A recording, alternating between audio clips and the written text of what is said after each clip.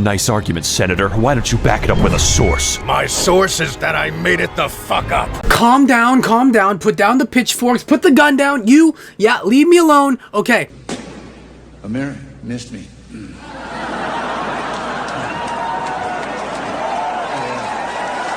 That intro is made to represent the general sentiment of how most people feel about the argument, not necessarily what I believe, okay? Okay, so if you're curious about what I believe, here it is. You have a problem with your testosterone? You need to take Turkesterone. Got a problem with your taxes? Fucking Turkesterone. Your wife left you? Turkesterone will bring her back home. Oh, so that's why my channel isn't blowing up. I'm not on Turkesterone. If I was on Turkesterone, I probably would have like over 1 million subscribers by now. I'd be welterweight champ of the world, and I probably would have gained, 4 or 5 pounds of muscle in a month. That's why. I just gotta start Turkesterone.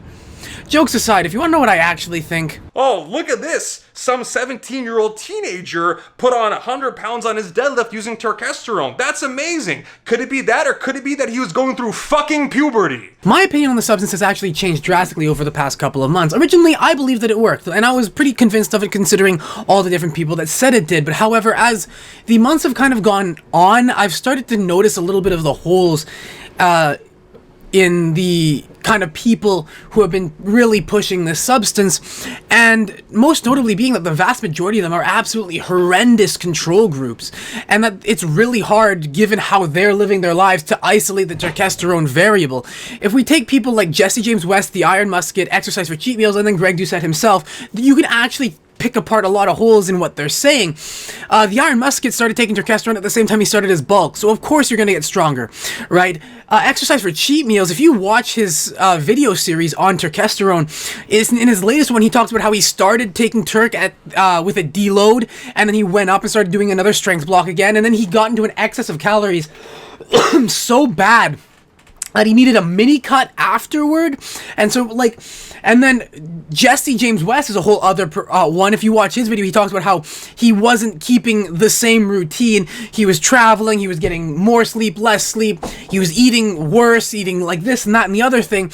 And so you can say, oh sure, these varying lifestyles and the fact that they're still improving is showing that Turkesterone works, but you can't really say that because that varying lifestyle makes it incredibly hard to isolate the Turkesterone variable. In fact, I think someone like me would be a better control group because I tend to keep my routine relatively the same and stick to a pretty consistent diet plan, but the only problem is I'm not willing to take it because I don't want to worry about it getting banned, because it is currently on WADA's watch list, and I don't want to risk it. I also don't have the money to spend. Even though I'm not saying it's an extremely expensive supplement, I'm not even on creatine. So it's like, if I were to spend money on a supplement, I would spend it on creatine first. However, Greg is kind of the opposite end of that. I think Greg is a pretty good in terms of isolating the Turkesterone variable because he does keep his routine pretty consistent. I just think he's an absolutely god-awful control group because, he doesn't reflect the average person, and he said that himself. He's an IFBB pro. He's probably a hyper responder because he's used to hyper responding to anything that builds muscle, right? So it's like, how can you say what he did is going to reflect the general population? Do I believe that he put on 4 or 5 pounds of muscle in a month? Yeah, sure. Again, he's an IFBB pro. Show me the scale, but do I think he's lying? No, I honestly don't. But do I think the substance is all it's cracked up to be? I'm iffy on the matter.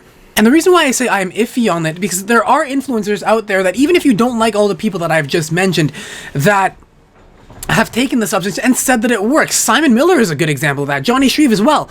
But again, Simon Miller said it worked on 1 capsule a day. So again, it's something where it's I'm not entirely sure. You gotta kind of keep an open mind. Take a step back and go, okay, well, it could work, it may not. I don't think, if you're young, if you're a new lifter, you do not need it. And I will say, do not buy it. However, I do want to offer my own take on this, because right now it's the focus of, does it work, does it not work? I want to offer a positive here at the very least.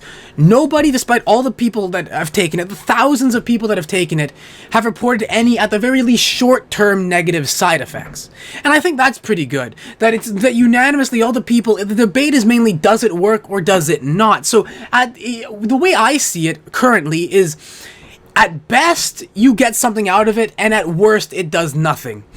And so now it is up to you to decide for yourself whether you have the disposable income and whether it's worth it to you to give it a try for yourself and to see, does it do anything or does it not? And then you can contribute to the conversation. That's kind of how I view things. Honestly, I think a lot of the outrage comes down to the fact that people are just tired of hearing about it. There's a lot of hype surrounding the product, and yeah, sure, Greg feeds into that, but I don't think he feeds into that any more than a lot of the other influencers that enjoy it, even people like Exercise for Cheat Meals. It's just the fact that Greg puts out 14 videos a week, and even if he mentions it once in a video in passing for like 3 seconds, oh hey, by the way, you can buy Turkesterone, that's, you know, if he does that in even half of his videos, that's 7 videos a week where he mentions the product, whereas somebody who only puts out 2 videos a week, even at most, you're getting that so much less. So it makes it seem like Greg is the guy that's really pushing it through, especially considering the fact that he's got, you know, he's loud, he's abrasive, he's very outgoing, and so people target him because he's right, he is an easy target, but I do think at the end of the day, it's everyone in the fitness industry, including YouTubers capitalizing on the search results for Turkesterone, myself included, that are kind of pushing this hype, whether you're for it or against it. And I think people are just tired of it. And if you look through the comments on Greg's recent video in response to Vitruvian Physique, that's kind of what you see. One last point I would like to address before I close out is this idea of anecdotal evidence, because on one side you have people saying things like, this, like, anecdotal lack of actual real evidence bullshit is starting to get really out of hand. I mean, come on. And on the opposite end, you have people like Greg saying things like, and when I have thousands, that's with a comma and an S after 1000, thousands of repeat buyers saying it worked.